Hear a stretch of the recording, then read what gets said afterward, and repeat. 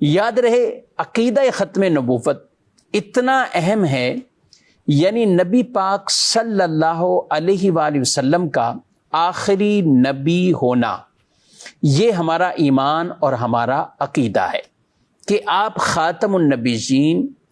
آپ پر نبوت کا سلسلہ ختم کر دیا گیا، اب کوئی نیا نبی نہیں آئے گا۔ رسول اللہ صلی اللہ علیہ وسلم آخری نبی بن کر دنیا میں تشریف لا چکے، اب کسی کو نبوت نہیں ملے گی، کوئی بھی نیا نبی نہیں آئے گا۔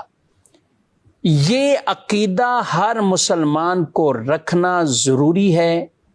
اور ان فرائض میں سے ہے کہ جس طرح ایک مسلمان کا یہ عقیدہ ہے کہ اللہ رب العالمین ایک ہے،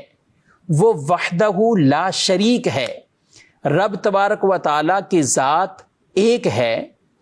اسی طرح رسول اللہ صلی اللہ علیہ وسلم کے حوالے سے یہ عقیدہ رکھنا کہ آپ خاتم النبیین ہیں،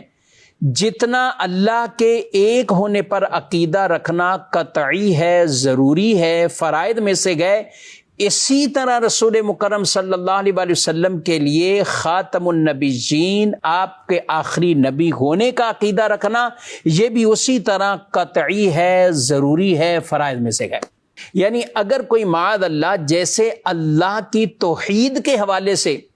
کوئی دوسری رائے رکھتا ہے، رب تبارک و تعالی کے ساتھ کسی کو شریک ٹھہراتا ہے ذات میں یا صفات میں، تو ایسا شخص بھی مشرک اور دائرہ اسلام سے خارج۔ اسی طرح رسول مکرم صلی اللہ تعالی علیہ وآلہ وسلم کی ذات کو اگر معاذ اللہ خاتم النبیین، آخری نبی نہیں مانتا، اور اس کے ذہن و گمان میں یا اس کے عقائد و نظریات میں یہ چیز ہے کہ اور بھی کسی کو نبوت مل سکتی ہے، نیا نبی آ سکتا ہے، تو وہ بھی شخص دائرہ اسلام سے خارج ہے، وہ بھی شخص دائرہ اسلام سے خارج ہے۔ مسلمان کے لیے یہ عقیدہ رکھنا بہت اہم اور ضروری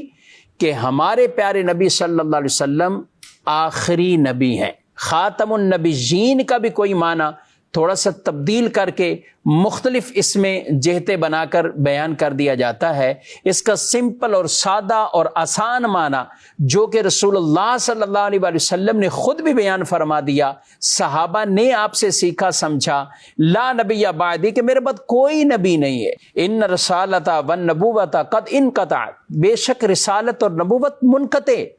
اب کسی کو نبوت نہیں ملے گی، کسی کو بھی رسالت نہیں ملے گی، اب کوئی بھی نیا نبی نہیں آئے گا، نہ نیا رسول آئے گا، اب صرف اور صرف آخری نبی وہ جن کو